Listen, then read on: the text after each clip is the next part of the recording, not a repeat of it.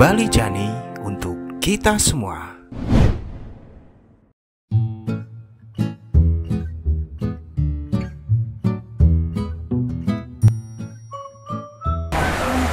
Pemirsa Bali Jani, seperti kita tahu, owner dari Toya Devasya, Dr. Iketut Marjane, adalah seorang pendiri atau perintis salah satu wahana atau destinasi wisata yang ada di Kota Bali, terutama di Kintamani. Nah, menghadirkan segala macam fasilitas yang sangat lengkap. Ada kolam, ada juga villa, spa, dan segala macam. Bahkan di sebelah dari destinasi wisata ini terdapat danau yang sangat luas. Nah, danau tersebut menyatu dengan pemandangan gunung, membuat tempat di sini terlihat sangat eksotik. Nah, menilik kata geopark dikarenakan menghempar deretan tempat-tempat yang eksotik dan elok yang belum banyak oleh pemerintah pusat untuk dioptimalkan. Padahal potensi wisatanya sangat luar biasa. Dan jangan salah, Toya Devasya ini sudah dikenal di Bali, Indonesia maupun di mancanegara. Nah, untuk itu sebentar lagi kita akan ketemu langsung dengan owner Toya Devasya. Kita akan bakalan banyak tanya tentang geopark atau destinasi wisata yang dia rintis dari awal sampai sebesar sekarang. Begitu, tetap bersama saya di podcast Bali Jani. Oke, Om Swastiastu, Patut. Perkenalkan saya Wardana dari podcast Bali Jani. Nah, seperti yang saya tadi bilang, di sini kita sudah bersama owner dari Toya Devasya. Mungkin Patut sebelum kita mulai, Patut bisa memperkenalkan diri dulu di awal pertemuan kita. Baik, terima kasih Pak Wardana. Nama saya Iketut Marjane. Jadi saya memang kelahiran di Kintamani ini, di Batur. Asli saya adalah orang Batur. Jadi memang saya dari kecil sudah ada di tempat ini. Mungkin Patut, di sini saya lihat Patut memiliki salah satu destinasi wisata yang menurut saya terbesar lah di Kintamani ini. Nah, dari Patut sendiri memang dari awal itu Patut memang ada rencana untuk membangun ini, atau memang ada niatan Patut melihat tempat, oh ini tempat saya lahir ini harus dijadikan salah satu destinasi wisata yang bisa dibawa go internasional, Patut? Ya, Pak Wardana, jadi kalau boleh saya bercerita sedikit ya. Toya Devasya ini tidak tiba-tiba besar seperti ini. Pasti dirintis dari awal. Berdarah-darah gitu ya. Ya, saya memang kelahiran di sini, tapi saya merantau 46 tahun di Jakarta. Jadi masa kecil saya itu memang mewarnai baik dari sikap hidup saya, cara bekerja saya, maupun dengan bagaimana kita mengakomodasi tentang apa yang harus saya lakukan untuk desa ini yang notabene merupakan tanah kelahiran saya, dan saya sekolah pun disupport oleh desa. Jadi ya memang kalau saya bercerita panjang lebar sedikit ya, saya masa kecil saya memang dalam satu kehidupan yang sangat marginal. Jadi zaman itu tahun 50-an, kita baru merdeka, perekonomian tidak seperti ini. Ya, saya juga membantu orang tua. Saya hidup dengan kakek dan nenek saya. Jadi kalau toh masak apa masih harus cari kayu api, cari air yang notabene air itu harus di jurang, nggak ada seperti sekarang gitu kan, pam gitu nggak ada ya, nggak ada gitu kan. Bahkan pada saat itu pun kendaraan sulit gitu kan ya. Nah, mau sekolah pun juga ya pakaian seadanya. Nah, kali tidak punya sepatu, kita hidup di desa ya seperti layaknya orang-orang di desa zaman itu, orang yang memang hidupan sangat rendah sekali. Dan memang saya harus berterima kasih sama orang tua saya, karena mereka sebagai pembantu pejuang ya, ikut berjuanglah membantu para pejuang ini, sehingga setelah kemerdekaan para pejuang itu menduduki posisi. Jadi orang tua saya ingin sekali anaknya sekolah. Nah, jadi didorong benar sekolah. Nah, saya dari situlah saya sekolah, dan singkat cerita ya astungkar lah. Saya kebetulan di sekolah juga menonjol, dapat beasiswa terus gitu ya. Jadi dari sini juga sekolah di Jakarta, juga sekolah ikatan Itu waktu dinas. Bapak ke Jakarta sudah di kelas berapa Bapak? Saya kuliah SMA-nya sih di Bali. SMA di Bali. SD saya di Indramayu sini, SMP-nya saya di Bangli, terus pindah ke Singaraja. Oh, sempat ke Ya, Singaraja juga? SMP 1 Singaraja. Oh, SMP 1 Singaraja, iya. Nah, kemudian setelah tamat Singaraja ke SMA 1 Denpasar. Denpasar. Nah, di Denpasar ini kebetulan teman-teman saya ini adalah teman-teman anaknya pejabat yang memang dia mempunyai pikiran untuk sekolah. Nah, mereka dan saya juga di sekolah juga menonjol kan, rajin belajar. Jadi grup saya ini memang Orang-orang yang pinter orang-orang gitu ya. pinter gitu ya. Nah, ke Jakarta pun saya diajak teman-teman, karena jangankan di Jakarta, di kabupaten pun orang tua saya tidak punya sanak saudara. Di provinsi pasti tidak. Tapi kos ya Apalagi dulu di ya? kota, Kos ya? saja. Di tipit-tipit seperti itulah. Nah, itu saya sekolah ke Jakarta. Ya memang diajak teman dia ke Jakarta ya, merantau. Ya dulunya pernah ke ITS, terus ke ITB, terus ini saya di situ boleh dikatakan kurang berhasil. Ya memang Tuhan yang mengatur. Jadi saya harus sekolah di sekolah yang ikatan dinas, dan astungkara saya diterima di situ ikatan dinas. Kemudian setelah bekerja, ya saya jadi pegawai negeri Departemen Keuangan. Nah, di situ pun saya juga orang yang sangat rajin, khusus bahasa Inggris terus Belajar berarti ya, biar pun sudah dapat gitu kan. pekerjaan yang bagus kan. Ya, pekerjaan. Di samping bekerja juga saya bekerja dengan ya sampai malam-malam lah gitu, membantu. Saya juga disenangi lebih dengan saya gitu. Saya suka belajar. Ada kesempatan tes untuk ke Australia, lulus saya. Bapak ke Australia lagi? Dari sekolah di Australia. Padahal pada saat itu Bapak sudah bekerja? Saya sudah bekerja di Departemen Keuangan. Saya sudah menduduki posisi kepala bagian waktu itu. Kepala bagian, tinggi. waduh. Ya, dan ada kesempatan untuk sekolah. Saya ikut tes dan lulus. Nah, lulus, ya jadi saya sekolah di Australia. Ngambil S3 saya di situ. S3. Di Monash University di Melbourne tempatnya ya. Jadi seperti itu perjalanan hidup. Nah, setelah bekerja pun saya tuh mengurusi segala macam pekerjaan, mulai dari pertama saya umur 32 tahun sudah sebagai mengurusi bis kota di seluruh Jakarta itu, sebagai pimpinannya boleh katakan saya menentukan semuanya, anggaran dan sebagainya itu. Jadi sebagai pimpinan bis kota. Kemudian saya naik pangkatnya cepat sekali gitu. Karena memang mungkin Bapak bekerjanya aktif, mungkin dinilai oleh saya ini kan. nggak pernah ngitung waktu bekerja gitu ya. Jadi tekad saya sih saya harus bisa sukses gitu kan. Nah, begitu. Nah, sampai saya begitu cepat, dalam 1 tahun saya udah naik kepala seksi, dalam 1,5 tahun naik kepala bagian gitu loh. Ini masih relatif muda, saya udah menduduki posisi dan ngurusin segala macam. Dan saya sekolah ke Australia, datang ke sini ngurusin dari mulai dengan kita masalah pembangunan gedung Bulog, gedung Dolog, sampai ke masalah ya ngurusin ikan, perikanan, kredit usaha tani.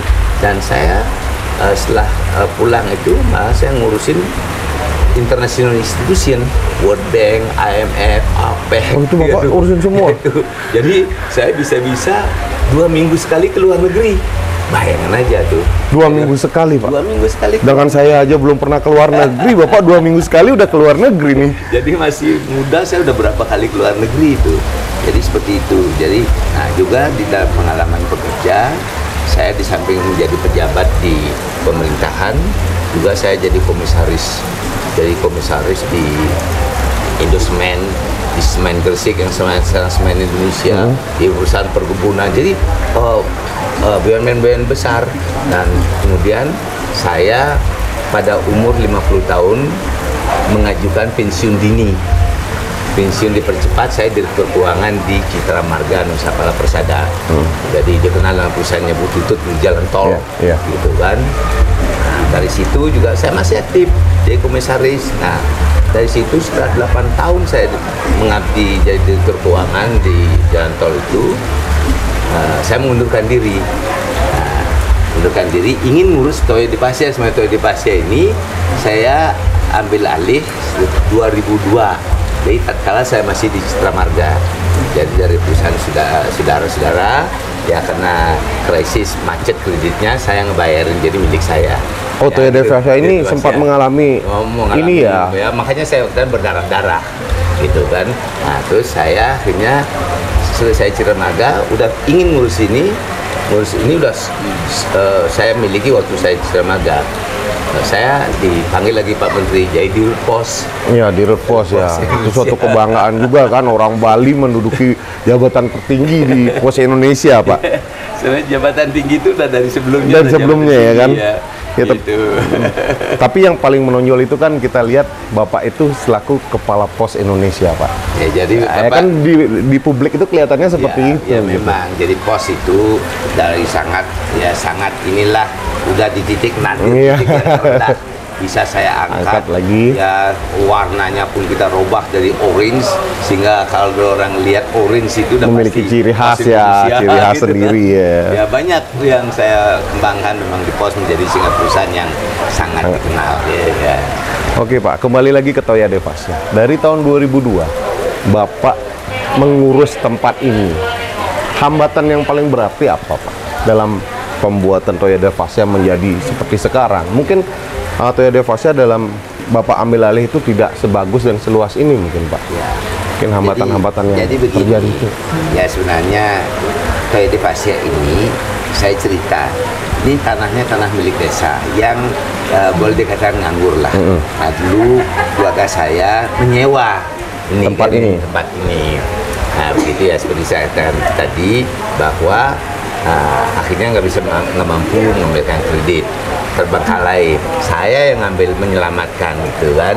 Nah ya tatkala saya ingin ngurus juga udah mulai tamunya membaik, saya dipanggil Pos, terlantar lagi gitu. Terlantar kan lagi.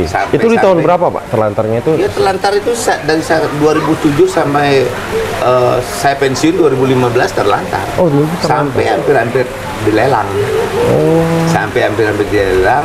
Saya sendiri pengorbanan saya rumah, ruko, ya saya punya villa di Gunung Salak, ruko saya itu saya jual untuk kembali untuk utang ini lagi. Ya itu karena saya 2002 saya langsung bangun villa, pinjam kredit dari BNI. Ya dari BNI nggak mampu mengembalikan, ya saya tutup dari pembelian ruko, mobil-mobil saya jual gitu ya untuk menyelamatkan ini. Nah sejak 2014 akhirnya Desember saya pulang, saya tekad saya ngurusin ini. 2015 saya benahi dikit-dikit dan terus berkembang itu ya sampai akhirnya seperti ini dan cukup menjadi pionir ya. Boleh dikatakan menjadi kebanggaan Bali dan juga Bali juga kan dikatakan sekarang ini menjadi magnet ya, betul sekali pariwisata di Kintamani khususnya gitu ya. Ya jadi sekarang kita lihat bahwa berkembang itu karena memang sesuai dengan cita-cita saya. Saya dari awal saya sekolah sebagai ingin berbalas terhadap desa ini yang saya sudah besar di sini, malah dibiayai sekarang lagi dengan diberikan kesempatan mengelola tanah desa gitu ya. Ya ingin saya berbuat untuk bagaimana membangun desa ini. Ya saya katakan astung hare bahwa ide susunan ngepace gitulah diberikan itu sehingga ini berkembang dan menjadi besar dan juga bisa memberikan suatu dampak kepada lingkungan yang besar gitu ya.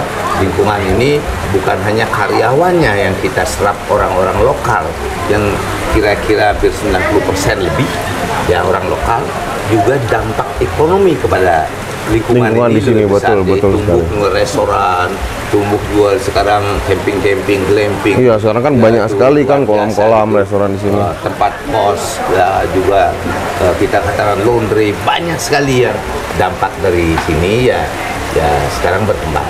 Terutama ini sangat berkembang.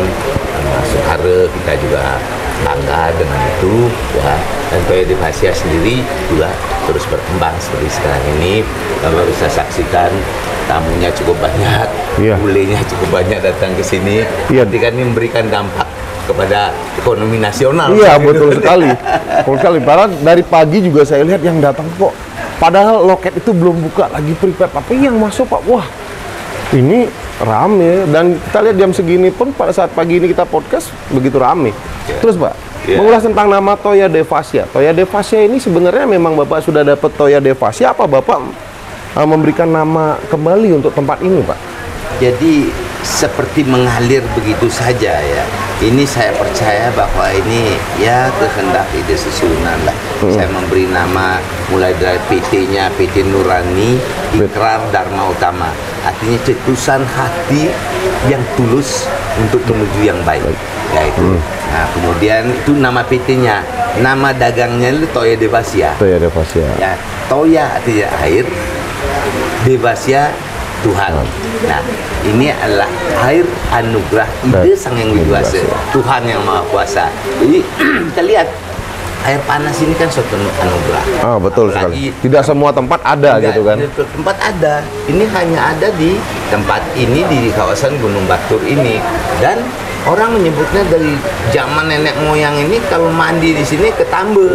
Tambe ya. Ya, artinya orang metambe di sini. Obat lah, obat gitu. ya. Memang bagus untuk healing dan sebagainya gitu ya. Nah, berarti nama itu memang Bapak yang mencetuskan sendiri kan? Saya sendiri mencetuskan sampai pemilihan ornamen pun itu sebenarnya mengarah pada hal-hal yang bersifat spiritual. Ya, seperti kita warna ungu ya.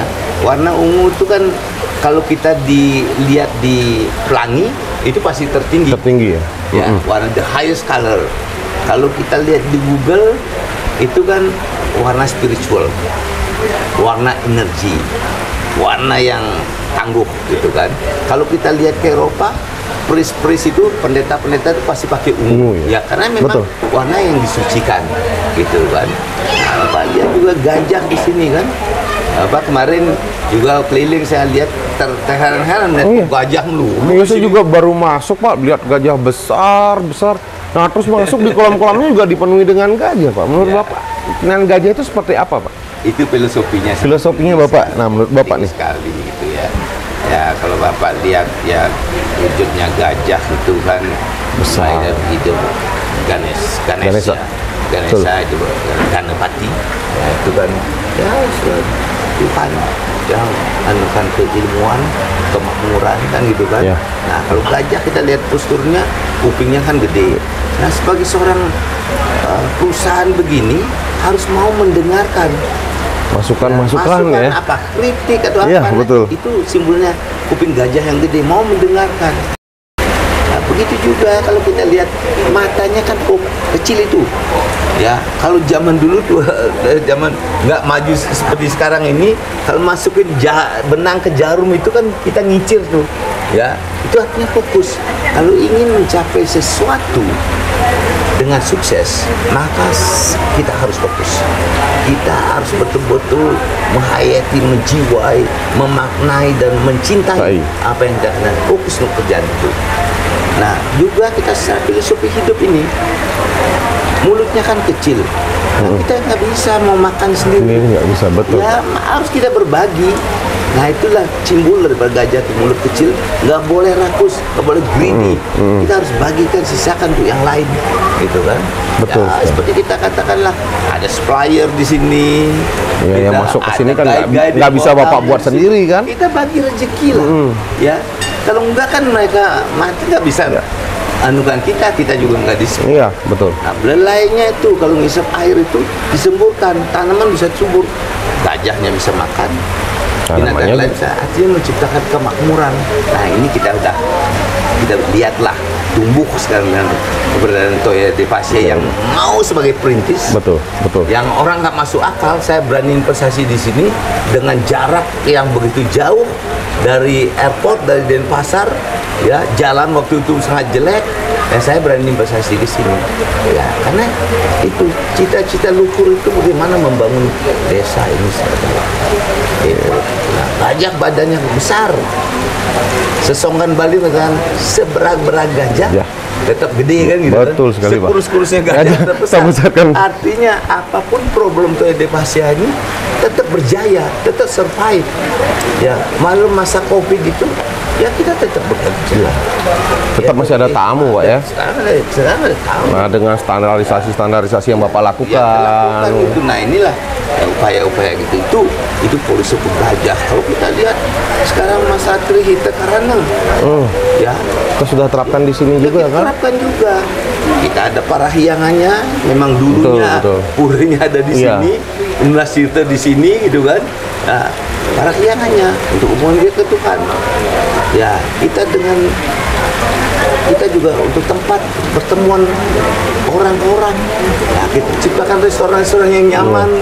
Ya. Dengan manusianya Bapak juga menciptakan lapangan kerja yang luas untuk masyarakat setempat kan? Ya, dengan kita melihara lingkungan. Ya, sekarang environment friendly kan gitu kan? Betul. Lingkungan kita sudah menerapkan, garden kita bagusin, tanaman besar jangan kita tebang. Nah itu Trihita Karana. Jadi kita harus menerapkan itu gitu.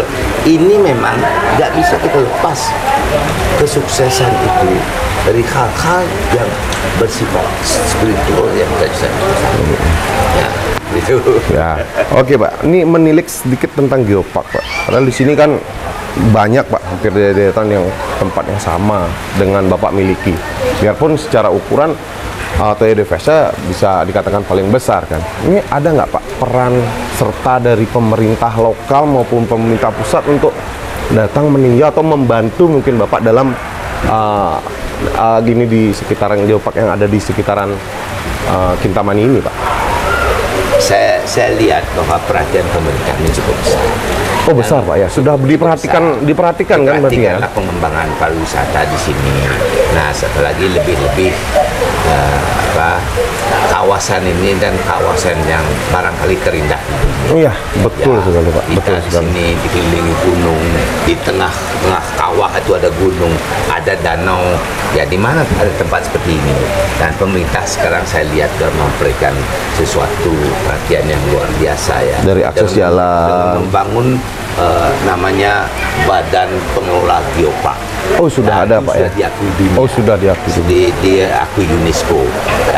UNESCO ini kan berkat perjuangan pemerintah pusat, pemerintah daerah, pemerintah lokal ya, Kabupaten Bangli. Dan ini juga dikelola terus ya. Kita lihat. Ini dari Bangli aja Pak? Mungkin dari pusat? Masuk Bangli. Nah itu kelebihannya bahwa satu kawasan geopark dikelola oleh karena satu kabupaten. Oh begitu. Bahkan katakan satu kecamatan. Ya. Karena cuma ada di Kintamani ya. Kintamani gitu. Nah ini perhatian pemerintah saya kira sudah luar biasa, jalan-jalan. Ya diperbaiki kan kemarin juga saya lihat tempat-tempat apa. Sekarang pemerintah Bangli membangun trotoar, itu memberikan kesempatan pada pengunjung untuk melihat alam yang lebih. Iya, swafotonya juga sekarang banyak Pak di sepanjang perjalanannya swafotonya banyak banget. Gitu kan. Anjungan gitu kan, ada bagus. Gua Jepang dulu, gua perjuangan dan dibenahi, jadi artinya pemerintah memberikan satu perhatian yang cukup bagus lah, dan itu seharusnya dilakukan.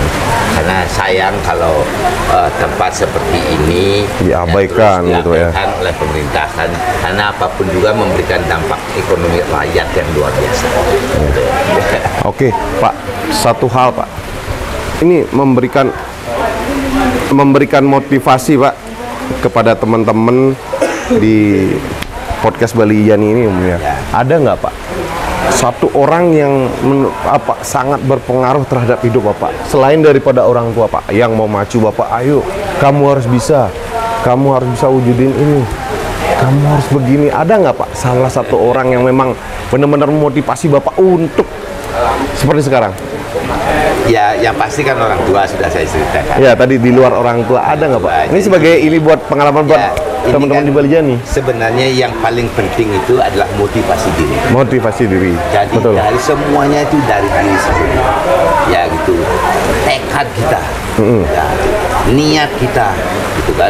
Jadi bagaimana kita mengabdikan diri kepada bangsa ini, kepada negara ini, tentu kepada desa kita yang kita cintai. Itu suatu niat yang besar. Jadi semuanya berpacu pada performance diri. Jadi hasil kerja sendiri karena kita rajin, kita bekerja sungguh-sungguh. Ya, saya waktu itu jadi bawahan, pasti atasan saya sangat senang dengan saya. Ya. Nah, itu diangkat terus kan gitu sampai ya kita ditempatkan menjadi suatu di posisi-posisi penting. Ya ini karena adalah prestasi yang kita tempuh gitu ya. Jadi kalau orang yang berpengaruh ya banyaklah. Banyak, ya. Ya kita lihat itu bahwa orang itu bekerja baik. Nah, jadi waktu saya di Departemen Keuangan hanya satu hal yang saya membuat orang-orang bisa berbicara dengan bule-bule ini, mempengaruhi bule. Nah di situ niat saya harus keluar negeri. Nah, gitu. Jadi sebenarnya lebih banyak pada sesuatu experience, pengalaman yang kita bisa, dan kepercayaan daripada atasan kita. Ya, jadi oleh karena itu saya selalu menekankan pada kita harus knowledgeable, mempunyai ilmu. Yang kedua, kita harus mempunyai jaringan. Lingkungan kita membina bagaimana. Nah, kemudian harus ada trust, ada juga kepercayaan. Nah, oleh karena itu harus jujur bekerja kan gitu kan. Harus kita berdedikasi gitu kan. Nah, ya dari situ itu maka saya yakini bahwa kita baik ya. Yang paling penting adalah untuk apapun organisasi yang kita lakukan, pekerjaan yang kita tekuni harus kita hayati, kita cintai, kita jiwai, dan kita senangi. Ya, gitu. Ya. Oke Pak, untuk Toya Devasya, ini kan kalau kita lihat Pak, ini sangat terkenal di mancanegara kan. Ya. Bahkan kalau kita lihat pengunjung bule dan lokal itu hampir sama Pak. Tidak seperti di tempat-tempat lain mungkin kan. Nah di sini kita lihat banyak bule yang datang. Nah di Toya Devasya ini pasti memiliki fasilitas yang lengkap kan. Apalagi Bapak mengundang mereka untuk datang, ini minimal memiliki fasilitas yang harus ditonjolkan. Misal kalau kita lihat di tempat-tempat lain Pak, masih ada sistem parkir yang berada di luar. Kalau di Toya Devasya ini seperti apa Pak? Mungkin jelaskan parkir apa yang fasilitas mungkin Bapak bisa ini kan lagi di Toya Devasya ini. Ya, jadi begini ya, saya katakan ya memang Toya Devasya ini ya fasilitasnya sangat lengkap sekali. Nah ini juga nggak lepas daripada pengalaman Bapak selama ini kan. Saya sering keluar negeri, Indonesia ini udah mampir saya sekunjungi semuanya. Jadi saya sudah biasa dilayani gitu ya.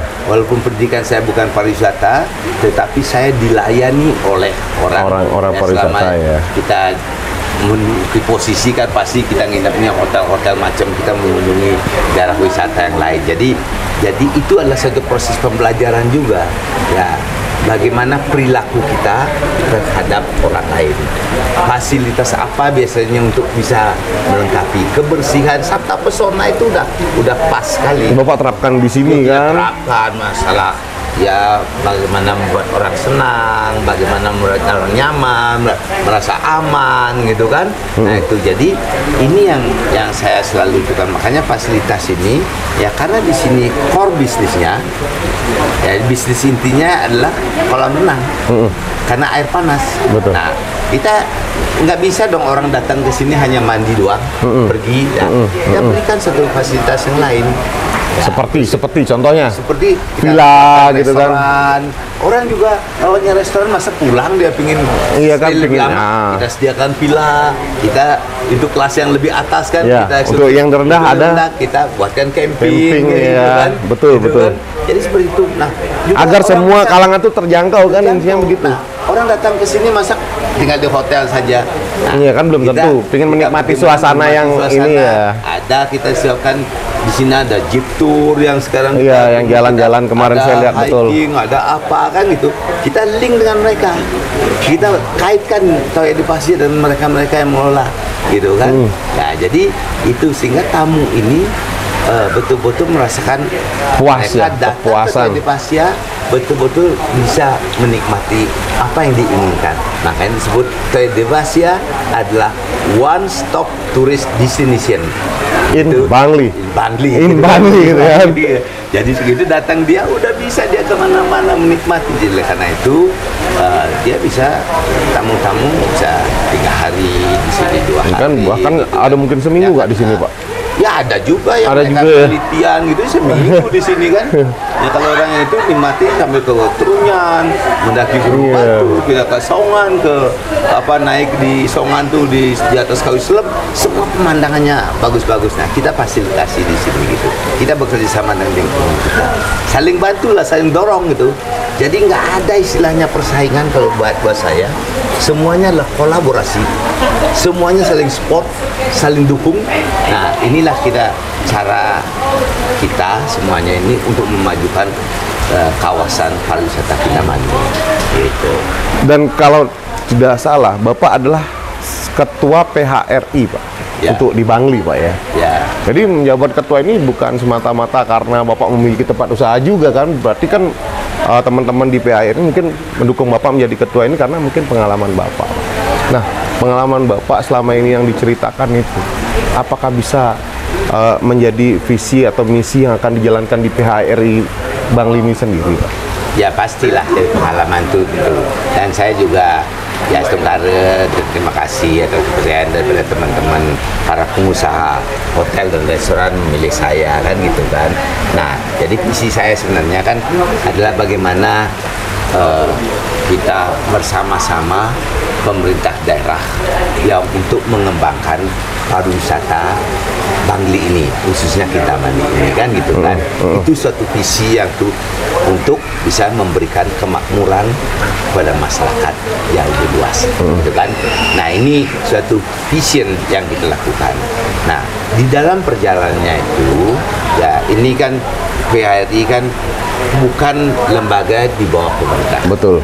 Nah, ini perkumpulan kan. Asosiasi. Betul. Perkumpulan, di luar. Tapi kita berkolaborasi. Ya, tapi suatu waktu juga kita mengkritisi pemerintahan gitu kan. Betul. Itu untuk menuju kebaikan. Ya, semuanya adalah untuk tujuan bersama. Saya yakin pemerintah daerah maupun kita juga mempunyai tujuan yang sama bagaimana memajukan pariwisata. Betul sekali. Semua cara yang ditempuh kadang-kadang agak berbeda. Gitu kan. Ya, ini yang perlu kita diskusikan dengan pemerintah daerah. Kita berkomunikasi, berkoordinasi gitu ya untuk mencapai tujuan bersama itu. Jadi inilah fungsi daripada asosiasi itu dalam hal ini PHRI. Dan kebetulan juga saya menjadi ketua Badan Promosi Pariwisata Daerah Bangli. Jadi 2 itu. Oh, berarti selain PHRI juga Bapak ketua BPPD namanya. BPPD. Bapak juga mban di Bangli. Di Bangli ini ditunjuk oleh pemerintah daerah lah. Berarti kan harusnya Bapak bisa menyesuaikan kan di mana tugas seorang PHRI, karena ini memang asosiasi yang dibentuk dari teman-teman pengusaha lokal yang ada di Bangli dan ini dari pemerintah. Ya, memang ditunjuk tapi juga berada di luar. Oh, di luar. Ini juga kita berkepentingannya untuk bagaimana kita mempromosikan daerah ini sehingga semakin dikenal, semakin disenangi orang datang gitu kan. Ya seperti itu ya. Oke Bapak, untuk yang terakhir mungkin Bapak bisa sampaikan Pak. Di sini kita ada pemirsa Balijani yang mungkin minta motivasi lah dari Bapak. Mungkin bisa sampaikan motivasi Bapak sampai bisa seperti ini agar menjadi ini buat teman-teman pemirsa Balijani. Saya pikir keberadaan Balijani itu luar biasa kalau saya. Terima kasih. Pimpinannya Pak Kadek Sarjana, Pak Nyoman Sarjana ini ya memang sudah kenal baik dan selalu kita berkomunikasi. Tapi poin yang penting bagi Balijani menurut saya itu adalah sebagai lembaga independen yang menyuarakan, menyuarakan, mengkomunikasikan ya kepentingan daripada rakyat. Ya gitu. Jadi oleh karena itu maka sikap independensi ya ya independensi dalam menyampaikan itu harus dijaga. Karena ini kepentingan baik Anda, kepentingan pemerintah juga mensosialisasikan kepentingan pemerintah kepada masyarakat itu juga secara baik lah. Kalau ada hal-hal yang kurang pas itu harus berani mengkritik. Betul Ya Pak. seperti itu kan. Jadi yang penting bahwa masalah independensi ya pemberitaan ataupun idealisme daripada kru ini ya untuk bagaimana bahwa berada di atas kepentingan masyarakat banyak. Ya itu kan. Terus satu hal lagi Pak, ini pesan yang yang minta ke Bapak itu biar ada memotivasi Pak. Kadang kan orang berpikir, wih saya pengen seperti Pak yang punya Toya Devasia. Ini apa kiat-kiat penting yang harus kita bawa Pak untuk bisa seperti Bapak lah minimal. Jadi poin penting ini kan kita menjual jasa. Ya gitu kan. Kalau namanya menjual jasa, bagaimana jasa ini bisa disenangi oleh yang memerlukan jasa itu kan? Iya. Terjangkau oleh yang memerlukan jasa itu kan? Juga menyenangkan bagi mereka kan? Itu poin yang penting. Nah, untuk menuju itu ya tentu kita melihat saya Toya Devasia ini apa sih menjadi kebutuhan customernya, customer pariwisata ini. Ya di sini yang kita bisa offer itu adalah masalah alam, masalah budaya, ya kan. Nah alam ini kita tadi kita katakan kan sudah menjadi geopark yang terindah di dunia. Iya, itu betul. Orang butuh alam, apalagi di kota dengan kejenuhan yang demikian hiruk pikuknya kota itu kan. Mereka ingin ke desa, melihat alam, ketenangan, kedamaian. Nah, bagaimana kita menciptakan kedamaian dan ketenangan, kenyamanan orang ini kan gitu kan? Nah, budaya ini juga. Nah, budaya ini kan kalau kita lihat, ini kawasan ini adalah asal muasalnya Bali. Bali ya. Ya, asal muasalnya Bali. Oleh karena itu tagline daripada Bali ini adalah Bali the origin of Bali. Bali the origin of Bali. Yaitu itu adalah asal muasalnya Bali ini ada di daerah Bangli ini, dinamani Bali Mula, raja pertama. Ya, Kang Cewi dengan Raja Jaipangus ada di sini. Bagaimana akulturasi budaya Tionghoa dengan Bali bermula dari sini. Nah ini yang kita tonjolkan, gitu kan? Ini yang kita tonjolkan. Jadi dia nggak ada di tempat lain. Nah, betul sekali Pak. Ya gitu kan. Nah bicara masalah tagline dari Toya Devasia ini itu sendiri apa Pak? Ayo sebelum kita tutup apa Pak? Tagline Toya Devasia ya. Kalau Toya Devasia ini experience the difference. Artinya experience the difference. Alami suatu hal yang beda. Nah, gitu kan. Ini kan jarang orang tahu kan, jarang orang tahu ini kan. Gitu. Jadi nikmati sesuatu hal yang beda. Nggak bisa ditemukan yang di tempat lain. Betul. Nah, hanya ada di sini di Toya Devasia. Oke. Kita tadi sudah mengulik banyak tentang Toya Devasia. Kita juga langsung bicara dengan ownernya. Dan terima kasih sudah menyaksikan Bali Jani pada podcast kita kali ini. Dan nantikan juga podcast kita selanjutnya. Oke Bapak, kita tutup dengan Parama Santi. Om Santi Om. Terima kasih Pak. Oke. Siap Pak. Selamat dan sukses selalu. Betul-betul bagaimana ikut membantu membangun pariwisata Bali ini. Terima kasih. Ya.